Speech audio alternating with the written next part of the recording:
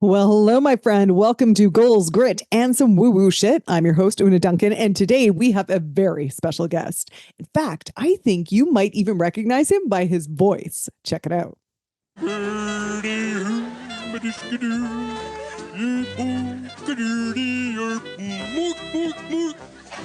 That's right. It's the Swedish chef from The Muppet Show. Does anyone else remember being a little kid watching The Muppet Show and you knew that that was the Swedish chef, but you had no idea what the word Swedish meant? So you just thought that meant like silly chef or something like that. Anyway, I'm so sorry to break your heart because the Swedish chef is not our special guest today. But think about this. Doesn't he sound happy?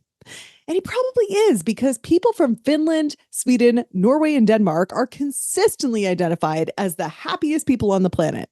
Our real special guest today is Tim Rayborn, who wrote the Scandinavian Guide to Happiness, as well as almost 50 other books. Tim has a PhD from the University of Leeds, and he writes about music, art, history, the strange and unusual, mythology, and health and wellness. Today, he's going to teach us why Scandinavian people are so happy and how we can integrate some of these principles into our lives, no matter where we live.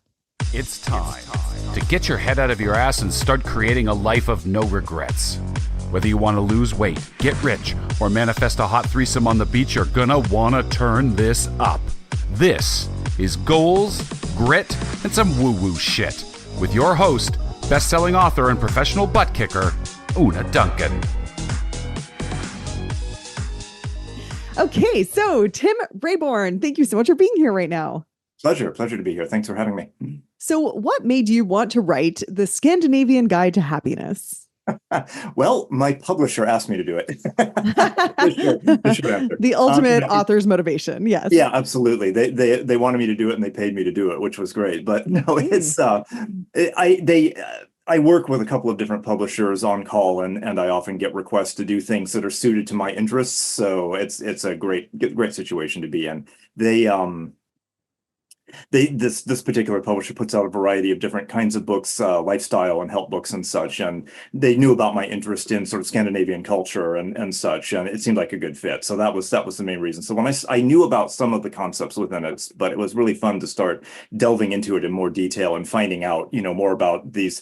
What does that even mean? The Scandinavian Guide to Happiness. Well, we continually look at happy polls and like happiest countries in the world, and routinely year after year after year, the number one countries are Finland and Denmark and Norway and Iceland. And you think these are often very remote, very cold, very dark countries. And people were like, but why would they be the happiest? But routinely, their people are some of the happiest and most well-adjusted in the world. So what is it about them that makes them so happy, so content all of the time? So it was really fun for me to delve into that. And like, what is it about their psyche, about their mental health, about other things that makes this kind of level of almost like a societal contentedness that they all seem to have? And you can't stereotype, obviously. There's homelessness, there's problems there as well. But overall, there's a level of satisfaction and contentedness with life in those countries that's kind of rare in a lot of other places. So I was real keen to sort of delve into that and kind of just explore why, and then offer up a book for people who don't live there to bring some of those principles into their lives as well. Yeah, that's awesome. So what did you learn? What were some of the big principles that you learned? Well, the book, the way I've done the book is it's arranged by different I have my copy here because there's no way I'm going to rattle it off the top of my head. Uh-huh. But there are several different concepts. There's Lagom, Friluftsliv, Fika, Hygge, Lycka, Sisu, and Theta Redast. And these are all different concepts of living in different countries. So I can talk a little bit about each if you like and what they represent, or whatever, however you want to do it. Yeah, well, first let me congratulate you on what to my Canadian ear sounds like a great Scandinavian accents. Practice. Perfect. Well, yeah, let's do that. Let's start with the Swedish principle of Lagom. I'm sure I'm saying that right. Yes. Wrong. What is Lagom and how does that make us happier? All right, let me find. I will actually give you a few little quotes from the book. It's the easiest way to do it. So Lagom in Swedish means literally just the right amount. Not too much, not too little. It's almost like the Buddhist concept of moderation in all things. It's not excess, it's not depriving. It refers to the wisdom of moderation. There's a Swedish proverb that says literally that, the right amount is best.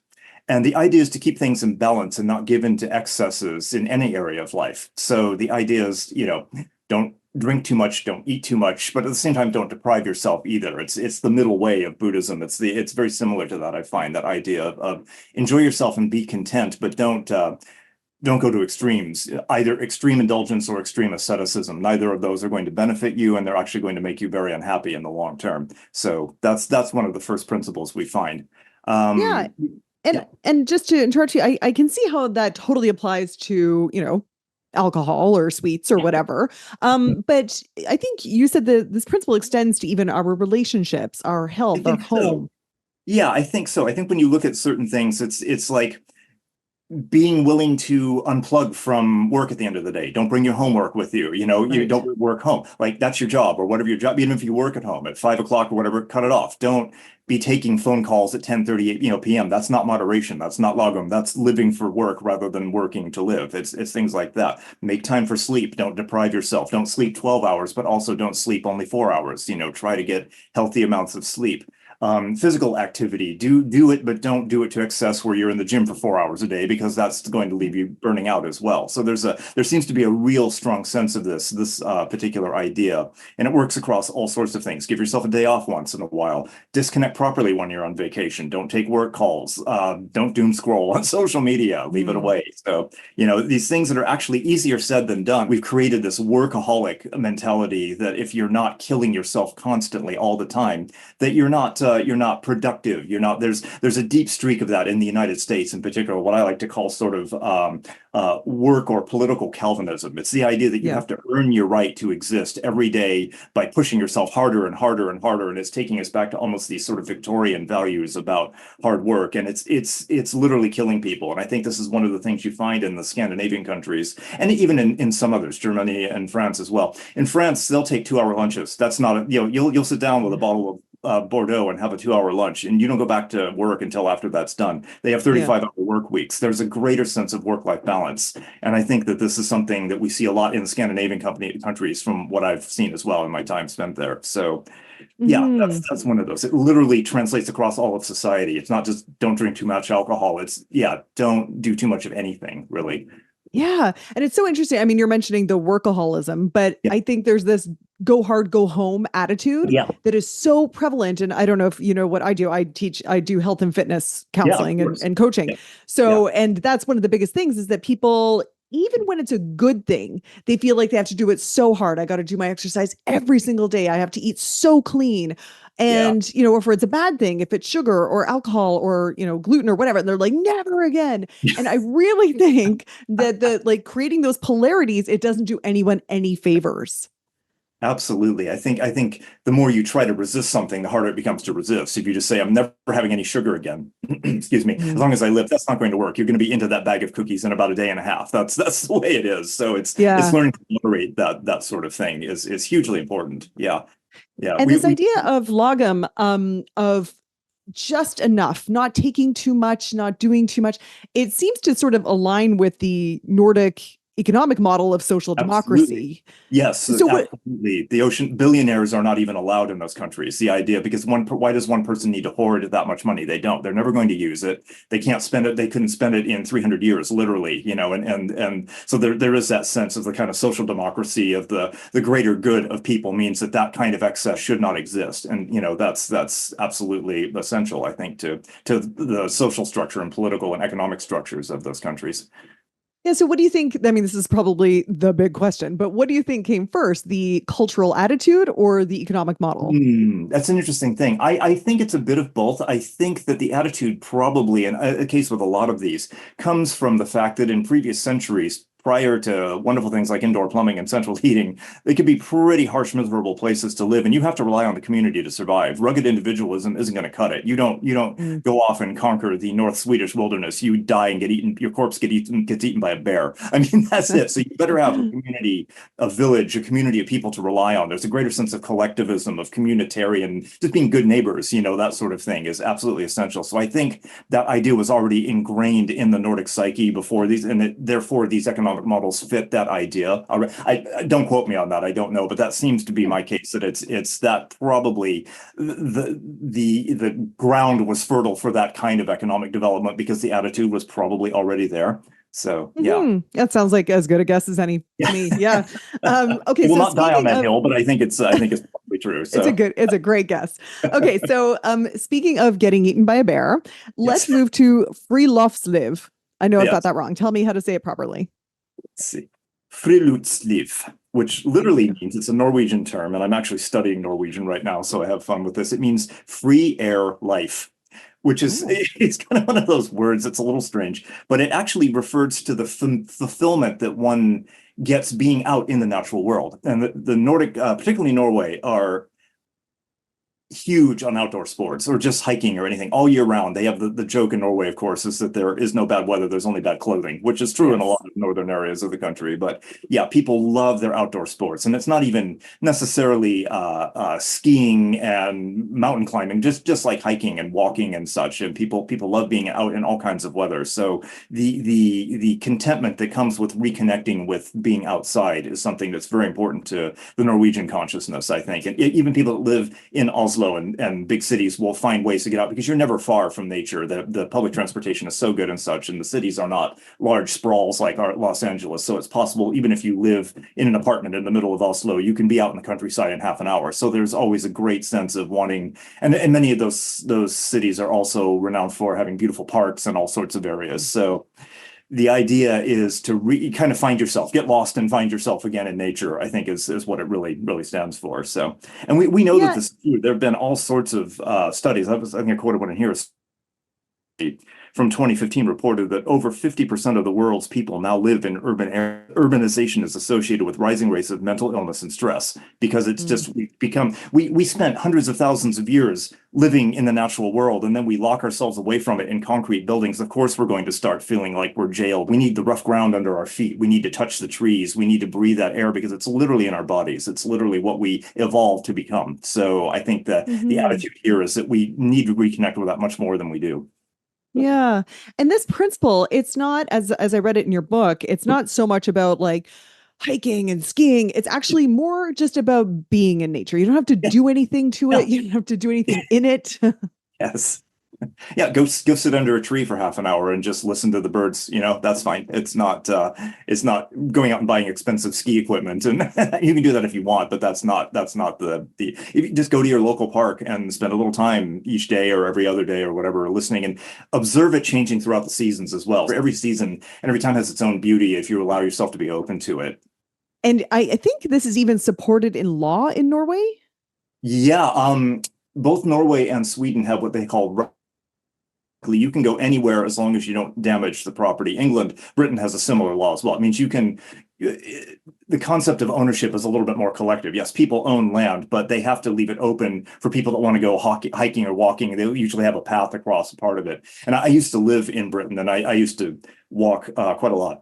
And there's almost always places you get to farms and such, and there's big fields. And as long as you sort of cross over the fence and you stay to the edge, you're allowed to walk along it until you get to the other side, and then you're passing somewhere else. So the Brits and also the Norwegians and Finns take this very seriously, and people have proposed trying to limit it in the past, and it's practically led to rioting because they don't want to be hemmed in. We in the United States, certainly there is such a concern about this is my land and private ownership and Yeah. all get off, and there's like so much of that mine.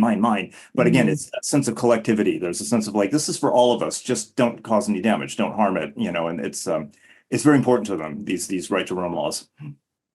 That's so interesting. I had a little experience of that. So my family has a cottage on a lake in Ontario, and it's on a little island. There's about 14 cottages on it. And when we bought it in the 90s, there was a trail that went all the way around the island, but it passed like, right through people's, front porches kind of thing. So you'd be on your dock and sunbathing or whatever, and people would walk by and you'd say, "Oh, hi, where do you live?" Whatever. But then people started to buy their lots, and they were like, "No way do I want people walking past my private little idyllic cottage situation." And now the trail is gone and there's nowhere to walk. So Right. you're kind of stuck on your own little parcel of land.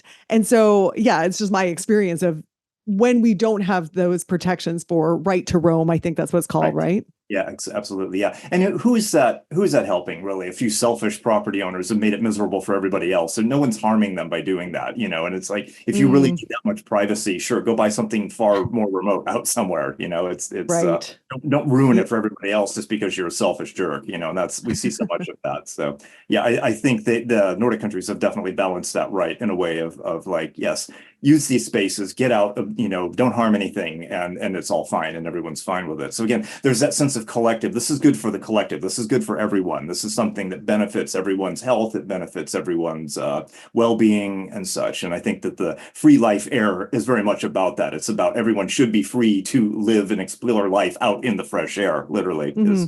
is what it means. Yeah. And when a lot of people think, "Oh, I'd love to get out in nature more often, but I just don't have the Sure. time." You Yeah. told a story about a Norwegian island that declared their island a time-free zone. Did I read I that think right? so. I don't remember all the details, but yeah, it was Yeah. something like, yeah, time didn't apply. That, yeah. I love that. I love that. Okay, so now I want to move on to Sure. hygge, which again, I'm sure I'm getting that wrong. Tell me how to say Huga. it. Huga. Hygge. Yeah, So I think hygge has been all the rage since the pandemic, it but has. maybe you can just Absolutely. define it for us, anyone who's missed this hygge trend. Hygge is a Danish phenomenon, and it was in the news a few years ago. It kind of became this big thing, and I think you're right. Actually, the pandemic and people being trapped at home. Hygge, basically, it's a Danish word that means comfort. Really, it means comfort, simplicity, and comfort, and it's all about making your home a comfortable place to live, whatever that means to you. There is no right or wrong way to do it, but it's about things that will make it your safe haven, your place, not just the place where you eat and sleep, but the place that you actually want to inhabit. And again, when we were stuck home, during the early days of the pandemic, then people started investigating this, like, how, if I'm going to be here for 24 hours a day, how can I make this more, a place that I want to be? And that's Yeah. where I think it really took off. But it's a time-honored Danish practice. Again, you're looking at places like Denmark. It gets dark very early in the winter months, so how to make it comfortable? Well, candles and a nice atmosphere and nice foods and things can make those nights very, very comfortable. And it's about being comfortable in your environment, but also enjoying comfort with friends, comfort with family, comfort with your pets, whatever makes you. The idea is basically to make your home the most comfortable place possible, whatever that means. And again, it does not mean that you need to spend thousands of dollars, getting all the fancy candles and blankets and pillows and everything else. It's what is going to make this place a little refuge for you, a haven for you. And I think, that's something that really appealed to people during the early days of the pandemic. So yeah, that's a Hmm. pretty good observation as to why it probably caught on. It's good for again, it's like these other things, it's good for your mental health. If you have a place that you want to come home to that feels like a refuge, that feels safe, it's going to help you sleep better. It's going to help you feel better about problems and things. Knowing you always have a place to come back to is very important to Danish healthy psychology. So yeah. Yeah, I think that when, back in pandemic days, when we started seeing all these beautiful coffee table books that are called hygge or whatever, Yeah, I thought it was more of a like decor thing, extra pillows and some candles and yes. whatever. But in reading your book, I understood that it's actually more about feelings of safety, of sharing, of Yeah. thankfulness, of friendship and closeness. It's much more than just like, let's add 4 more pillows to your couch. Yeah, and all the luxury candles you can. That's fine. I Yeah. mean, you can certainly do that if you want to create ambiance by decorating parts of your house with nice candles and such. That's great, but it really is about that creating a safe space for yourself, really, and your family or your friends or whatever. So yeah, yeah, Hmm. yeah. So for some people, hygge could be, I don't know, having extra pantry supplies or it's other feelings of safety, I suppose, Sure, right? whatever, Or whatever. closeness. Maybe you're an avidly into knitting and you have an adequate supply of yarn so that you never run out. Maybe, Right. you want to build a comfortable, cozy little nook for your dog or your cat. There's things that whatever is going to make you happy. Maybe there's certain types of foods you love and you always want to keep them in stock so that you never run out. It can be very Mm, simple things like that. Maybe you buy a 10 pack of tea lights and just put them up and it makes it nice because it illuminates the corner of the living room nicely. That costs $1.50. It's yeah. not. Yeah, it doesn't have to be any elaborate thing. Sure, you could go all out and completely redo your house, but that's not necessary, and that's kind of missing the point. One of the things about Yeah. Hygge is also simplicity. Like maybe it's better to reuse what you have or get something on a buy nothing site or buy something at a thrift shop that's really special and meaningful rather than going out and just buying the latest fanciest thing because it looks nice. It's often the more homespun rustic things can actually add to the effect. So. I mean, that's kind of a through line of the book, isn't it? That none of these things really cost a lot of money. Not at all. It's about an attitude. It's about an internal attitude adjustment more than it is about spending external things. You could do almost anything in this book without spending more than $10 to $20, to be perfectly honest. So it's I mean, it's interesting that a guide to happiness, like there's no like travel or have a fancy or have aspirational big accomplishments. It's all quite humble and simple, isn't it? And I like that. I think that is nice. One of the things about Hygge is, you don't have to get the promotion. You don't have to be the company vice president. You don't have to do, you can be content in the world that you've created for yourself as long as everything in it makes you happy. And it's not about, as you say, it's not about aspirations and goals. You can still have those. That's fine, but they shouldn't take over your life. There should always be a kind of remember your roots, remember what really brings you happiness. It's the spark joy thing. It's what deep down makes you happy, because a lot of those trappings, and we've heard this time and time again about people winning lotteries and such, and then just sort of peeing it all away in about 10 years and they're left with nothing, or they go out and they buy a fancy house and a $100,000 car and they're still miserable, the $10,000 Rolodex, because none of that, that's not about them. The problems in them are still there, and that's no car or watch is going to make that go away. Yeah. Okay. Well, this seems like a great segue to Luca. Yeah, it's about the idea of happiness, and it's about finding happiness in simple things, in daily pleasures and such. It's not about, happiness doesn't come from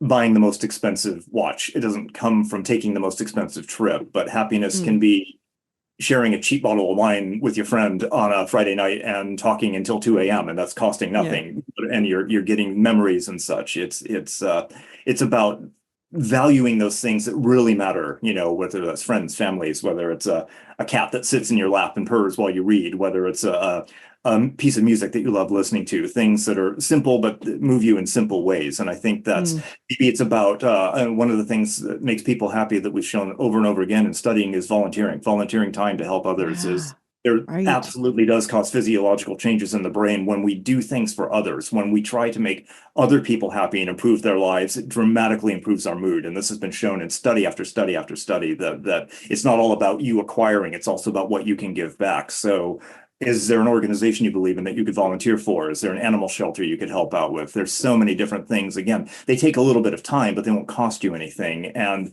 the benefits that you'll get from internal, I think, peace and feeling better are substantial. And this is backed up by absolutely solid science in numerous studies. Yeah. Can you tell us about the free help guy? What was that? Do you remember the story? Maybe I'll tell you what I remember, and you tell me where I'm getting it wrong. There was somebody, and so now I maybe Denmark, who advertised his services and basically just said, "Hey, I'm the free help guy. I'll help you with whatever. Here's my email address." And people started emailing him saying, "Hey, can you help me figure out how to write a presentation? Hey, can you help me hook up my VCR or whatever?"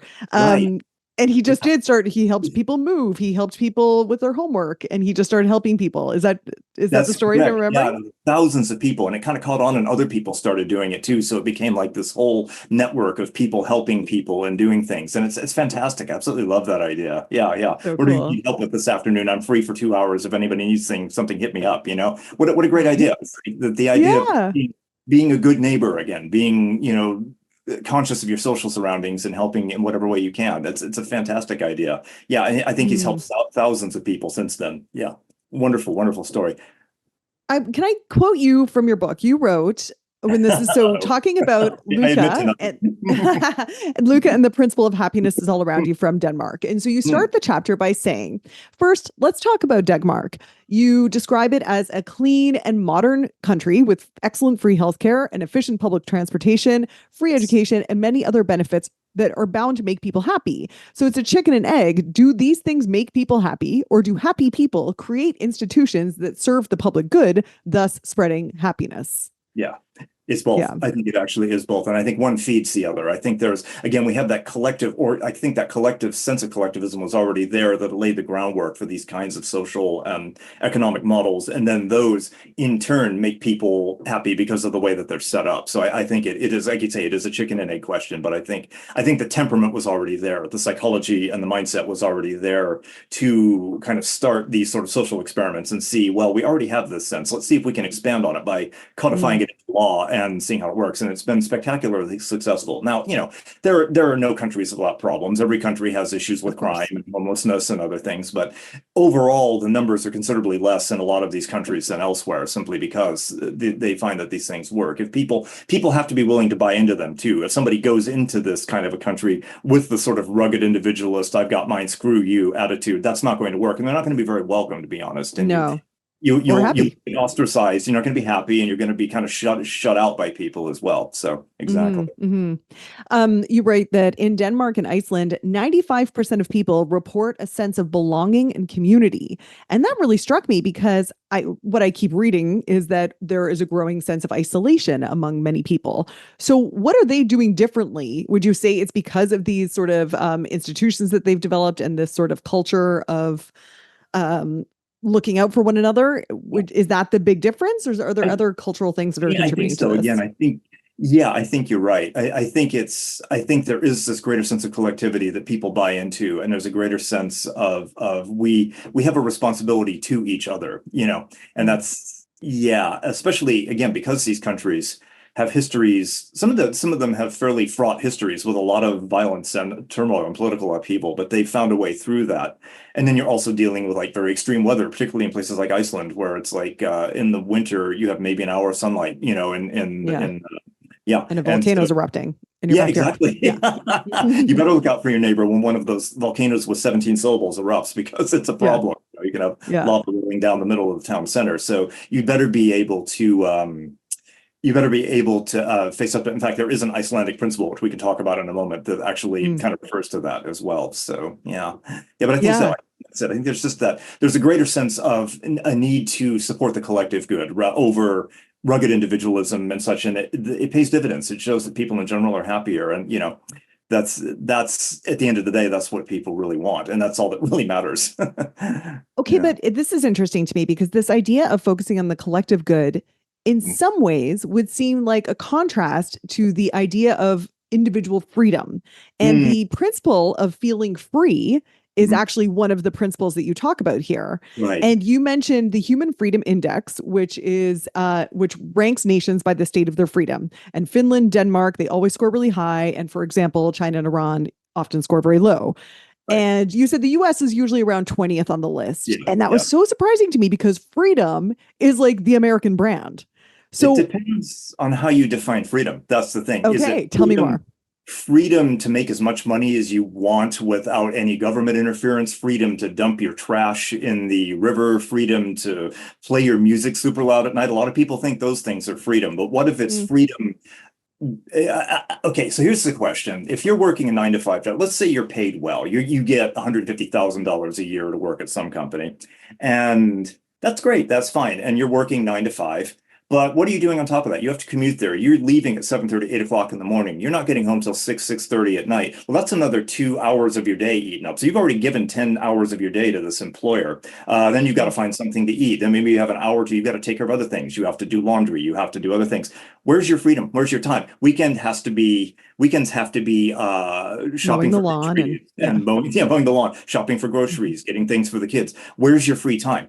Or would you rather live in a collectivist society, a more collectivist society, where you have a 30-hour week, you get to work at home, you get unlimited time off for sickness? We don't have that here. Scandinavian countries get 6 weeks of vacation every year. We're lucky if we get 2 in the United States. We have in the United States, it's all privatized healthcare. One medical emergency can wipe you out. What's free about any of that? We are slaves to a horrific economic system that is making people sick and is killing them. Whereas people that have given up a little bit of that so-called freedom have actually opened up their time, they've opened up their health, they've opened up all of these things to live more fulfilling lives. I think how you define freedom is 2 very different things. And what a lot of Americans, I think of as freedom versus what they're actually getting is not a good deal, and they don't realize how bad they're getting it. And you'll see people in Britain and Germany and other places saying, "Yeah, we get 6 weeks of vacation a year. What are you telling me? You only get 10 days in the United States? That's ridiculous. Why are you working 50 hours a week? There's a mandated 35-hour work week in France,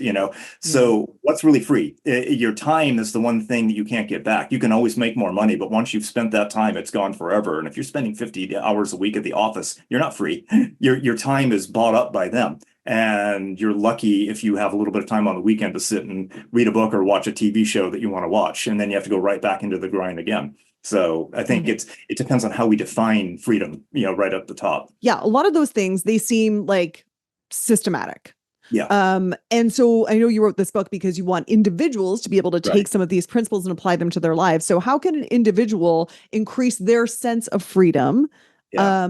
within these structures that they may or may not be a part of, and therefore be more happy? That's the tricky question, isn't it? That's the big Yeah. question. How, if you're living in a society that makes things difficult for you, how can you make them unburden those and make them more? And it's a really tricky question. I'm not sure there is actually a good answer to it. I think you can start by trying to apply some of these other principles about being content in your life and spending a little more time out in nature to sort of reset your own internal feelings. As is often said, we can't control events, but we can control how we react to them. And again, this is a very important principle. That's the only power we really have, is to control our reactions to other people, to other events, to political, to work, to anything that you can imagine. All we can do is sort of observe it and control how we react to it. And it's so easy to say and so difficult to do. But I think that's where it has to start, is that there has to be a change in how we react to things and how we're conditioned to react to things. And I think applying some of these principles in one's life, just the idea of simplicity, the idea of taking a moment, taking a breath, stopping, appreciating an hour with a friend, appreciating those things, over time can build up a greater sense of inner peace, of inner strength that allows you to then confront the less convenient aspects of society that we might be saddled with. Well, that sounds like it's bringing us to the concept of sisu, which you have defined as courage, grit, and acting rationally in the face of adversity. Absolutely. And you suggested that maybe and this is a Finnish principle, that maybe the Finns developed sisu, well, for many reasons, but you tell a story about the Winter War. Can you tell us about the Winter War? Yeah, it's amazing. Yes, in 1939, it was at the outbreak of World War II. The Soviets had the genius idea of trying to invade Finland in the winter, and they thought it was going to be an easy thing. They wanted to add Finland to their collection of satellite states, and the Finns weren't having it. The Finns were absolutely outnumbered, but they knew the terrain, and they were all expert skiers, expert winter sports people, and they went to work and carried out a campaign of guerrilla warfare against the Soviet army, absolutely destroyed them. Within 3 months, the Soviets withdrew and never came back. And it's a very powerful lesson. And we're seeing it kind of even in Ukraine as well. It's the same thing. They badly underestimated the Ukrainian resolve. Ukraine is a modern example of that in effect, that you're not going to do this. And we know that we may not succeed, but we're going to resist anyway. And so the Finns embody this sort of thing. And I think that's deeply rooted in the sense of having to survive in a very difficult environment. Finland is a gorgeous country, but it's also brutally cold in the winters, and having to have the sort of fortitude to be able to survive those, and to understand we may not have enough. Our food may run out in February. What happens then? Well, we'll make the best of it. We'll find a way. There is that resolve that is deeply, I think, etched into the Finnish, and even to a certain extent other Nordic and perhaps Russian psyche as well, that of making do and being able to put up with hardships. It doesn't mean that you have to be happy about it, but it means that you have to find a way to weather the storm until the storm passes.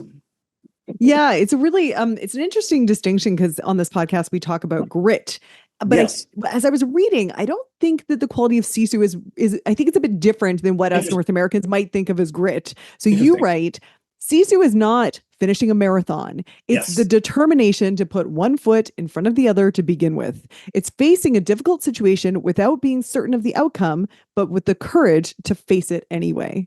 Yeah. It could be a daunting work project. It could be a health issue that you're facing. There's all of these things, that take that kind of fortitude that aren't easy. But then if you have these other things around you we've talked about before, happiness, community, family, you're going to be more likely to be able to have the tools, the emotional tools, I think, to stand up to having that kind of fortitude to be able to face things. If you're isolated and scared and alone and not well supported, it's going to be much more difficult. So all of these things that come before this in the book kind of lead up to this, like having all of this background, having a safe place to be, and having friends, having family, having a sense of connection with nature. That's going to give you a greater sense of inner stability for when difficulties arise, and difficulties always will arise. We don't get to live happy, charmed lives, unfortunately.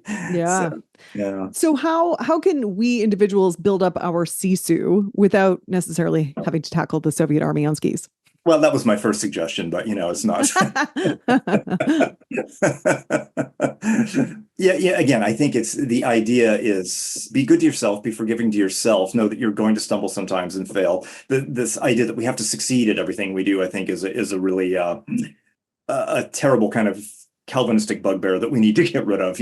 It's Oh, I okay to like try that. something and fail, or to try it 5 times until you get it right. There's this notion, certainly in the United States, of you've got to win, got to be number one all the time, got to win. Well, what if Yeah. number three is okay? What if you try and you don't quite get there? I mean, it's almost like you see this with the Olympics recently. Well, there's the gold medal and then there's the losers. Well, no, the silver and the bronze are pretty awesome too. Just getting Yeah. to the Olympics is unbelievably awesome. Like most of us couldn't do any of Yeah. the things that those people Yeah. do, but we tend to denigrate that and only focus on the gold medalist. So, having it kind of having that determination that you're okay with the outcome, whatever the outcome might be, is it's difficult, but yeah, I think that's a place to start, definitely.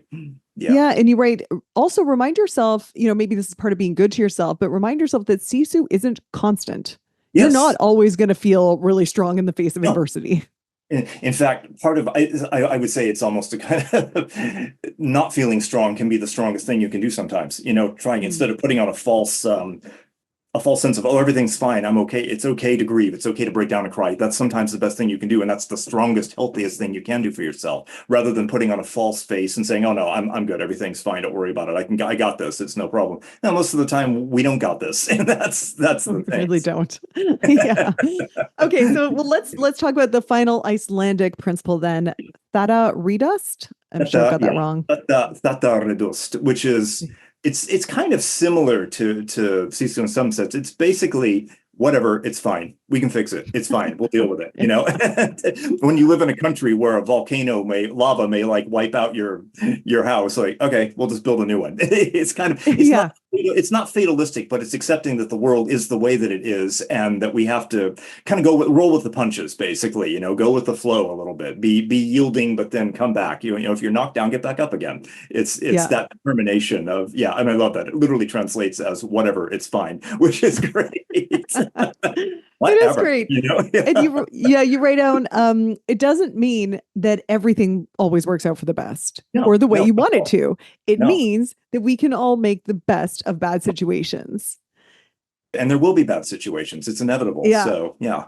What I like so much about that is that it's such an interesting contrast from the sort of spiritual but not religious mantra of everything happens for a reason. Right. Or everything works out for the best. Yeah, honestly, that's always kind of bothered me personally. Everything absolutely does not work out for the best. So, yeah. And we can handle it if it doesn't. Yeah. Or the universe or God or whatever doesn't give you anything more than you can handle. I think that's nonsense. And I think it's actually, what people call toxic positivity. I think it's actually a bad thing, because sometimes people do get a lot more than they can handle, but if they don't have things like that I talk about in this book, of a community of friends, family, things to support them, it can be really bad, and they can get really dragged down. And then you're in the spiral of denying everything's fine. I've got this. I can deal with it, and I don't think that's healthy. So taking on this Icelandic philosophy of, this isn't great, but it'll work out. We'll figure it out, I think, is another way of putting it. Yeah. If it's not great, that's okay too. Mm-hmm, mm-hmm. I mean, we can't expect it to be great all the time. Absolutely. That's just the deal. Yeah. And one of the things I mentioned it in the book is, don't feel bad about feeling bad. Sometimes people feel bad about things and they beat themselves up, or they feel guilty because they think they're supposed to take some sort of moral high ground, or, oh no, I'm being spiritual. It's fine. It's like, no, it's okay to say, this really sucks and I hate it and I feel terrible about that right now. And I'm not going to beat myself up about feeling terrible about that. That's a normal ebb and flow of human emotion. And it's much better to be okay with that, and rather than to pretend that it's something that it isn't. And to understand that although you can't change the situation, you can change your reaction to it. Without imposing toxic positivity, you can accept the situation as it is and do whatever you can about it. Yeah. Yeah. What can you do? What can be done to fix it? What can we do? And, you take things like that in bite-sized chunks. You don't maybe it's not looking at the whole picture. It's like, okay, right now, in the next hour, I can do this, and I'll deal with the rest of it when I get to that, to that point. So, yeah. One of the final things that you said about this particular principle is that you want to embrace life. Yes, absolutely. Yeah. Because it's good and it's bad and it's weird and wonderful, and that's what we have to do. We are embodied beings breathing this air and living in this world, and we have to be a part of it. And it's not always going to go the way we want it to, but that's okay too. Yeah. So what was your biggest takeaway in researching this book? Everything from Lagom, the Swedish principle of everything in moderation, to Sisu, this kind of grit that's a little bit different than grit, and the nature stuff, and or the sense of community and interaction with others. And so what was your biggest takeaway? Yeah, it's interesting as I was learning about all of these. It really does point to the necessity of building, I think, stronger connections with people, whoever those people might be in your life. And it doesn't mean you have, I mean, some of us, I'm an introvert. I love spending time alone, and being at home and whatever. That's fine for me. But I also understand the need for having strong family connections and having a group of friends and such. And I think that was one of the bigger takeaways that I had, is that, and also the idea of, for me, the thing I think was most important is the making your home a safe refuge for yourself, wherever that might be, if you're capable of doing that. It's not.